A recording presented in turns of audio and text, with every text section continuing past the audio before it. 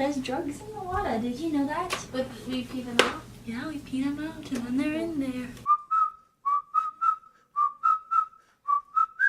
Hello friends, my name is Cassie, and if you have never seen my face before, make sure to click the subscribe button down below. I make lifestyle videos on this channel, and I also have a vlog channel where I post a lot more consistently, and I'm gonna be starting freaking Vlogmas on December 1st. It's my 6th year in a row. I am so incredibly pumped. For this video, I am going to be talking about water pollution. Woohoo! As you may know from my last video, I am in an environmental chemistry class right now. We're learning about a lot of stuff, and I want to share it with you because a lot of it has surprised me. And because I've made some other videos about environmental stuff, I'm hoping that some of you subscribed for that biz. I will link my playlist down below that I have of all my videos that are sort of concerning environmental issues and zero waste and going green, because over this year I've become a lot more interested in it, and it's something that I want to focus on a lot more. So the subject of this video is pharmaceuticals / personal care products that are in the water. In my chemistry class, we've been talking about water pollution, and we talked about like pesticides in the water. As we all know, like plastic and oil are all major pollutants in the water. But something that really shocked me that we talked about in class just the other day was personal care products in the water. Personal care products, or PCPs, are things that we use like in our home. So like medication falls under this, but also things like lotion or cologne. When they get rinsed off in the shower or when we pee them out in the case of medication, they end up in the water treatment plants. And water treatment plants are super effective at getting out things like mercury in our water and copper and like human waste. They're not super effective in getting out things like sunscreen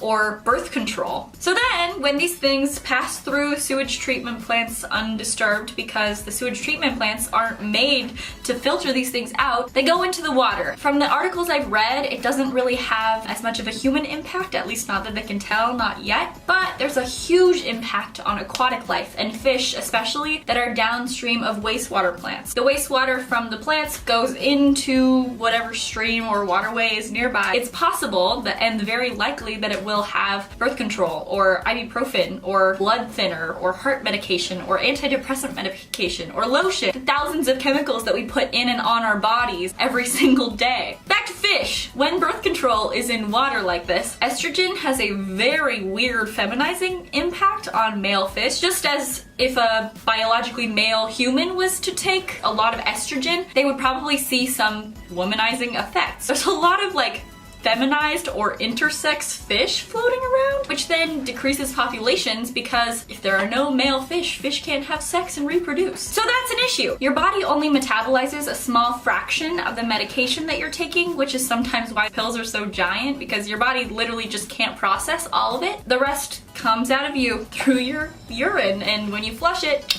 there it goes. It makes so much sense once you know about it, but before you do, it's not even something you think about. When I have a headache, I take ibuprofen. I have been personally taking birth control since I was about 17 years old, so for like 3 years now. Freaking blew my mind. Your medicine could be polluting the earth just by you taking it. What? I took a picture of the article that I read. According to a June 2011 Harvard Health letter, these are 4 ways to reduce your pharmaceutical footprint. First, limit bulk purchases. If you're buying medicine in bulk, but it's something that you might not use all of, try and buy a smaller amount if possible so that you don't end up with a bunch of extra drugs. Ibuprofen is really the only over-the-counter drug I really buy, and I usually use all of it because I get headaches a lot. Maybe I should just try and drink water. Number 2, use drug take-back programs. A lot of companies like Walgreens have places where you can bring your drugs and they will recycle them or dispose of them in some way other than like flushing them down the toilet. That takes us to number 3, don't flush your medicine or put it down the drain. If you have extra medicine, I don't know, throw it away, bring it to the drug take-back program. Sending a whole pill straight down the toilet is even worse than if you were to take it, metabolize a little bit, and then pee the rest out. This goes against what I just said. Be careful about how you throw medications in the trash. I'm just gonna read this verbatim. Medications thrown into the trash end up being incinerated or buried in landfills, which is preferable to flushing them or pouring them down the drain. If you put them in the trash, remove them from the packaging, crush them, and seal them in a plastic bag with some water. You're supposed to add sawdust, cat litter, coffee grounds, or some other unappealing material to the bag. This isn't for environmental reasons, but to cut down on the chances that a child or animal might eat the contents. You should also be careful to peel off any identifying information of the container's prescription medicine. Does this make sense to you?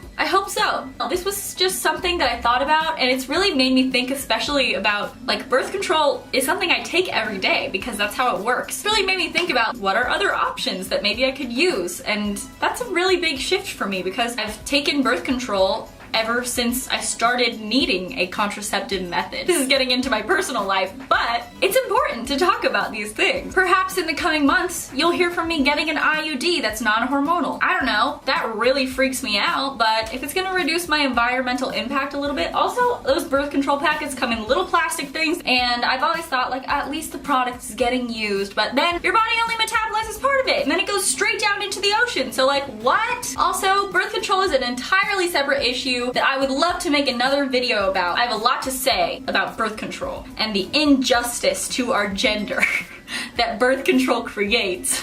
Morgan's nodding in her bed. Thank you so much for watching, everyone. Let me know if you learned something. Let me know if you're gonna change anything, or let me know if you're just kind of freaked out like I am, because wow, like, how do we even begin? I don't take a lot of medicine, but obviously medicine is something that some people really, really need. So it's not like we can stop taking medicine altogether. There are a lot of ethical concerns to think about when we think about this environmental impact. I hope you're having a great day, and I hope that you go out and do something for the earth today. Whether it's drinking water instead of taking ibuprofen when you get a headache, or whether it's bringing your reusable cup instead of getting a disposable one. I will see you in the next one. Thank you so much for watching. 3, 2, 1.